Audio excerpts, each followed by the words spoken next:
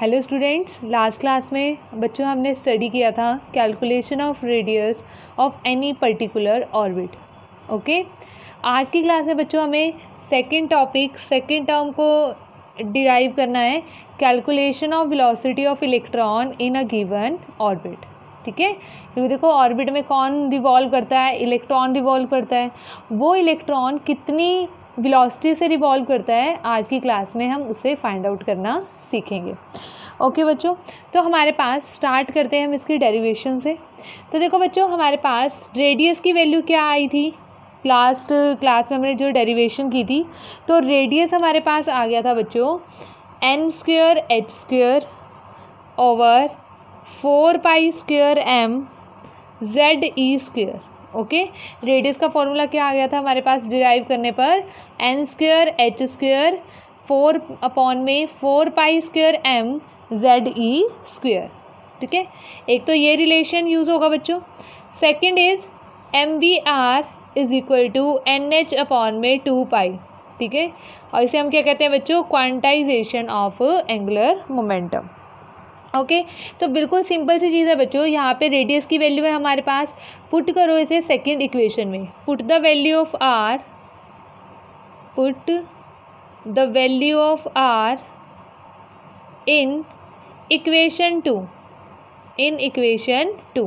Equation 2 में value put करो radius की, तो हमारे पास क्या आ जाएगा बच्चों, m इंटू वी, आर की जगह क्या आ जाएगा n² h² over 4π² m ZE² is equal to NH/2π। बड़ी इजी डेरिवेशन है बच्चों ये। इसमें ना मैक्सिमम चीज़ें क्या होती है, कैंसिल आउट हो जाती है। ओके, अब उसके बाद क्या करो बच्चों, देखो यहाँ पर n से n कैंसिल हो गया, h से h कैंसिल हो गया, पाई से यहाँ पे ये पाई कैंसिल हो गया, यहाँ पे 2 कैंसिल हो गया, m से m कैंसिल हो गया। ओके, तो v की वैल्यू हमारे पास बच्चों क्या आ जाती है, v comes out to be equal to 2π ZE² over NH। ठीक है, 2π ZE² ओवर NH, ये हमारे पास क्या आ जाएगी बच्चों, वैल्यू आ जाएगी वेलोसिटी की। ठीक है, तो जैसे मैंने आपको लास्ट लेक्चर में बताया था कि कैलकुलेशन ऑफ रेडियस जब हम करते हैं तो जो ये फार्मूला होता है, ठीक है, इस टाइप का जो फार्मूला आएगा वो इम्पोर्टेंट होता है बच्चों हमारे पास एग्जामिनेशन पॉइंट ऑफ व्यू से, कंपटीशन में बेसिकली। ओके, उसके बाद अब हम क्या करेंगे बच्चों, देखो यहाँ पे पाई भी कांस्टेंट है हमारे पास, ई कांस्टेंट है, एच कांस्टेंट है, तो हम क्या करेंगे, अगर हम इनकी वैल्यू पुट कर देते हैं तो हमारे पास फॉर्मूला आ जाएगा वो क्या आ जाएगा, in terms of Z and N, जैसे रेडियस का फॉर्मूला आया था। ठीक है, तो हम क्या करेंगे बच्चों, बाय सब्स्टिट्यूटिंग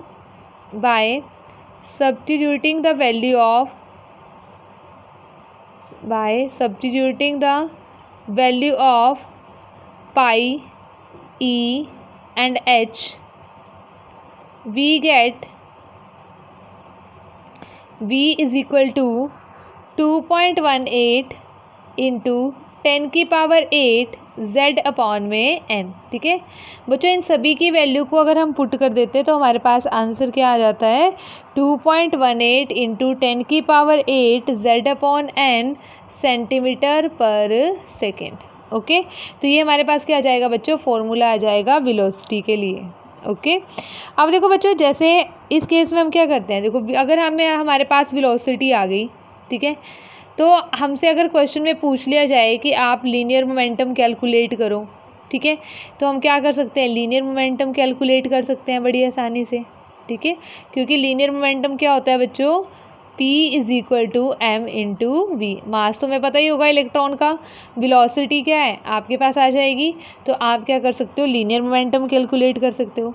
सेकंड थिंग बच्चों, आप काइनेटिक एनर्जी को भी कैलकुलेट कर सकते हो, क्योंकि काइनेटिक एनर्जी किसके इक्वल होती है, half mv²। Again mass is constant और वेलोसिटी क्या आ जाएगी बच्चों, आपके पास इस फॉर्मूले से आ जाएगी।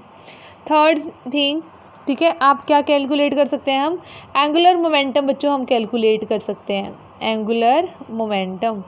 अब देखो, अगर हम एंगुलर मोमेंटम कैलकुलेट कर सकते हैं, एंगुलर मोमेंटम क्या होता है, MVR is equal to NH/2π। देखो एक तो ये चीज़ है कि MVR, ठीक है, ये भी एंगुलर मोमेंटम है। हम मास की वैल्यू क्या होती है, कांस्टेंट। वेलोसिटी कैलकुलेट कर लोगे फॉर्मूले से, रेडियस भी कैलकुलेट कर लोगे फॉर्मूले से, और फिर किसकी वैल्यू आ जाएगी, एंगुलर मोमेंटम की। बट आपको कभी भी इस मेथड से एंगुलर मोमेंटम कैलकुलेट नहीं करना है, क्योंकि आपके पास इसके लिए डायरेक्ट फार्मूला है NH/2π। इस केस में बच्चों आपको कुछ भी नहीं करना पड़ेगा, इस केस में सिर्फ आपको n की वैल्यू पुट करनी है और आपके पास क्या आ जाएगी, एंगुलर मोमेंटम की वैल्यू आ जाएगी in terms of h and π। Otherwise इनकी वैल्यूज पुट कर दो। यहाँ पे देखो पहले वेलोसिटी कैलकुलेट करनी पड़ेगी, रेडियस भी कैलकुलेट करनी पड़ेगी, और फिर एंगुलर मोमेंटम आएगा। ठीक है, तो क्यों ना हम डायरेक्ट फार्मूला यूज़ करें कि एंगुलर मोमेंटम के लिए क्या होता है, NH/2π। जैसे हमसे अगर पूछा गया है कि आप कैलकुलेट करो एंगुलर मोमेंटम 5th ऑर्बिट के लिए, तो n की वैल्यू सिंपली क्या पुट करनी है आपको, 5। ठीक है, तो आपके पास क्या आ जाएगी, विद इन 1 मिनट आपके पास आंसर आ जाएगा। ठीक है, 5h/2π वैल्यू आ जाएगी। ओके, तो ये चीज़ हो जाएगी बच्चों हमारे पास। ये क्या था, calculation of velocity of electron in a given orbit. आओ बच्चों अब कुछ हम ग्राफ ड्रॉ करते हैं। ठीक है, इसमें आपको 3 ग्राफ ड्रॉ करने हैं बेसिकली। फर्स्ट ग्राफ आपको ड्रॉ करना है, ग्राफ ड्रॉ करना है बच्चों V versus Z, V versus Z। अब देखो V वर्सेस Z के लिए वेलोसिटी का फॉर्मूला क्या है, 2.18 × 10⁸ इंटू Z/n। ओके, अब देखो बच्चों V को हमने कहाँ पे लिया, m, ठीक है, y एक्सिस पे लिया, और Z को किस पे लिया, x एक्सिस पे लिया। तो यहाँ पे ये वाली वैल्यू है वो क्या किसकी को आ जाएगी, स्लो बन जाएगी। तो मतलब किस टाइप की इक्वेशन बनी, y = mx टाइप। तो ग्राफ हमारे पास बच्चों कैसा बनेगा, एक straight line passing through the origin. ठीक है, ऐसा ग्राफ हमें ऑब्टेन होगा इस केस में। नेक्स्ट ग्राफ बच्चों आपको प्लॉट करना है, second graph V versus 1/n, V versus 1/n। इसे हम y एक्सिस पे लेंगे बच्चों, इसे हम x एक्सिस पे लेंगे। तो देखो यहाँ पे क्या बन जाएगा फॉर्मूले में, V = 2.18 × 10⁸ Z × 1/n। अब देखो बच्चों यहाँ पे ये आपके पास क्या हो जाएगा, ये तो y एक्सिस, ये आपके पास m, और इस कंप्लीट को किस पर लिया है हमने, x एक्सिस पर लिया है। तो y = mx। ओके, तो y = mx में तो हमारे पास ग्राफ अगेन किस टाइप का बनेगा, again graph is straight line graph passing through the origin 1/n। Okay बच्चों, नेक्स्ट हमारे पास है, अगर हमें ग्राफ प्लॉट करना है V वर्सेस Z के, ठीक है, वेलोसिटी वर्सेस Z। ठीक है, थर्ड ग्राफ हमें प्लॉट करना है। तो देखो बच्चों किस टाइप की इक्वेशन बनेगी, सबसे पहले आपको ये फाइंड आउट करना है, V = 2.18 × 10⁸ Z/n। ओके, V को कहाँ पर रखा, y एक्सिस पर रखा। अब n को रखा है बच्चों हमने यहाँ पे, sorry, V versus n, V versus Z तो पहले कर चुके हैं ना हम, V वर्सेस n बच्चों। ठीक है, तो यहाँ पे हम क्या करेंगे, n को x एक्सिस पे रखेंगे। तो आपके पास जो ये वाली टर्म है ये क्या बन जाएगी हमारे पास, ये कैसे बिहेव करेगी, लाइक m, ये स्लोप होगी। तो y = m/x का ग्राफ कैसे बनता है बच्चों, रेक्टेंगुलर हाइपरबोला। ठीक है, कैसा ग्राफ बनता है, रेक्टेंगुलर हाइपरबोला। ठीक है, मैं दोबारा से आपको बता रही हूँ, अगर ये ग्राफ किसी भी स्टूडेंट को ड्रॉ करने नहीं आते तो आप प्लीज़ वो वीडियो देखिए जिसमें जनरल ग्राफ्स के बारे में बताया गया है। ठीक है, तो आपको अपने आप समझ में आ जाएंगे ये ग्राफ्स हम कैसे ड्रॉ करते हैं।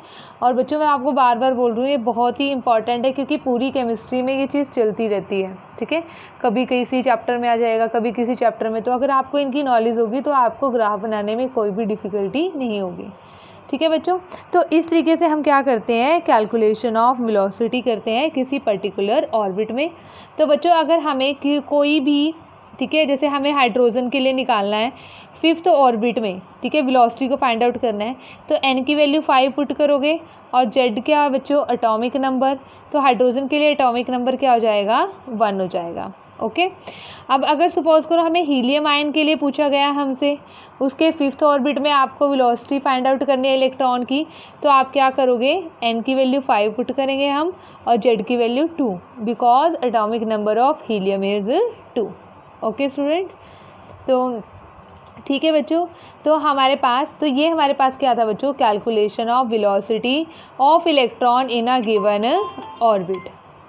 ओके बच्चों, ठीक है। तो मिलते हैं नेक्स्ट क्लास में।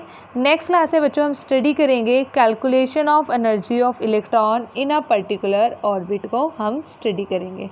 ओके।